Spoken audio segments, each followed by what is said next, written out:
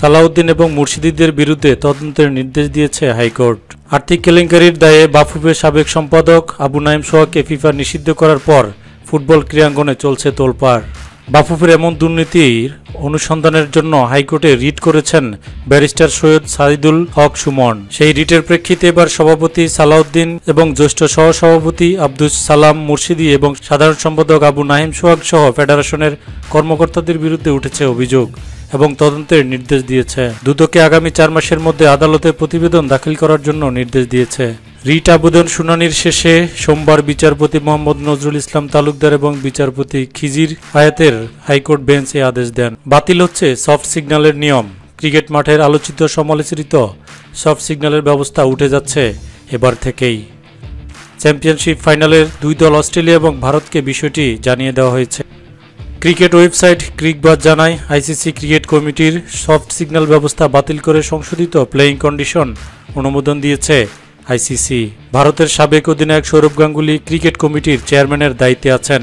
Soft signal ব্যবস্থা উঠে যাওয়ার সিদ্ধান্তের ক্ষেত্রে তৃতীয় আম্পায়ারের ক্ষমতাও বাড়ানো হয়েছে। বিশ্বকাপের জন্য সেরা ফিনিশার খুঁজছে বাংলাদেশ। আয়ারল্যান্ডের বিপক্ষে শেষ ম্যাচে 5 রানে জয় পায় বাংলাদেশ। সেখান থেকে শিক্ষা নিয়ে বাংলাদেশ বুঝতে পেরেছে তাদের ফিনিশারের যথেষ্ট অভাব রয়েছে। যে মাঠে আয়ারল্যান্ডের বিপক্ষে প্রথমে 45 ওভারে 319 রান তুলেছিল, গতকাল সেই মাঠেই 274 রান করে 7 বল বাকি থাকতে অল আউট হয়ে যায়। এমন প্রেক্ষাপটে বাংলাদেশ ব্যাটিংয়ে ফিনিশিংয়ের দুর্বলতার বিষয়টাই ভাবছেন। 2023 বিশ্বকাপ গঠনের ক্ষেত্রে এই জায়গাটায় ঘাটতি রয়েছে বলে মনে করেন বাংলাদেশের অধিনায়ক তামিম ইকবাল। অবশেষে 22 গজের ইতি টানছেন মহেন্দ্র সিং ধোনি। শেষ ইঙ্গিত দিয়েছেন, তাই তো দৌড়ে গিয়ে গাভাস্কার নিয়েছিলেন অটোগ্রাফ। বয়স 42 ছুঁই তবুও 22 গজের টানে মহেন্দ্র সিং ধোনি এখনও খেলে যাচ্ছেন। শুধু খেলছেনই না, আইপিএলে চেন্নাই সুপার কিংসের নেতৃত্ব দিয়ে যাচ্ছেন এই ক্রিকেটার। এবারের আসরে দুর্দান্ত ব্যাটিংয়ে করছেন। বেশি স্ট্রাইক রেট দাঁড়িয়ে বর্তমানে তিনি 196। 9 ইনিংসে ব্যাটে 60টিতেই ছিলেন অপরাজিত। ঘরের মাঠে এম.এ.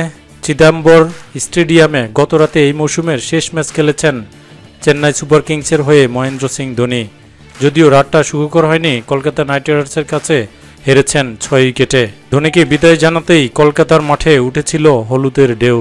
কলকাতার অধিনায়কের 24 লাখ রুপি জরিমানা। চেন্নাই সুপার কিংসের বিপক্ষে কলকাতা নাইট রাইডার্সের জয়, তবুও অধিনায়ককে গুনতে হয়েছে 24 লাখ রুপি। ধোনিদের বিপক্ষে মন্থর বোলিংয়ের জন্য শাস্তি পেয়েছেন কেকেআর। অধিনায়ক নীতিশ রানাকে 24 লাখ ভারতীয় রুপি জরিমানা করেছে।